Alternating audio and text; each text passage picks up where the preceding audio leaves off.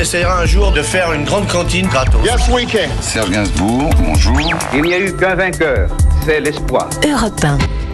Il est 7h16 et on plonge à présent dans les archives d'Europe 1. Bonjour Laure d'Autriche. Bonjour à tous. Alors le 15 avril 2019, vous revenez sur cette date et sur cette soirée, le soir de l'incendie de Notre-Dame de Paris, à travers les archives d'Europe 1 où l'on a vu cet édifice du XIIIe siècle presque brûler en entier. Oui, à 18h20 ce jour-là, la première alarme incendie retentit, puis le feu commence à dévorer la charpente. Flash spécial sur Europe 1. Le feu a pris il y a une trentaine de minutes dans les combles, selon les pompiers qui évoquent un incendie potentiellement lié aux travaux de rénovation de l'édifice. La flèche est grignotée à son tour par les flammes. Les braises tombent sur le parvis de la cathédrale. Récit du reporter d'Europe 1, Théo Manval. La fumée est tellement épaisse qu'on a même des projections de morceaux de cendres qui tombent sur nous.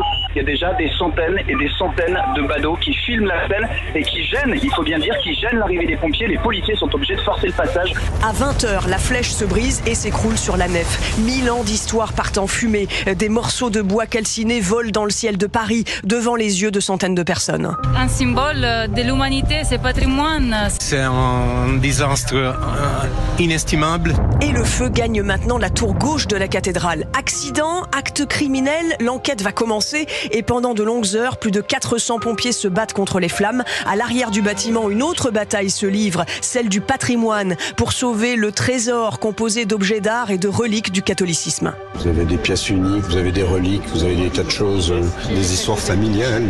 Regardez ça, ça repart. Pourvu qu'ils arrivent à préserver la façade. Sur Europe 1, l'animateur Stéphane Bern a envie de pleurer. Je pensais qu'elle survivrait à tout. Elle a survécu aux guerres, aux drames, aux révolutions.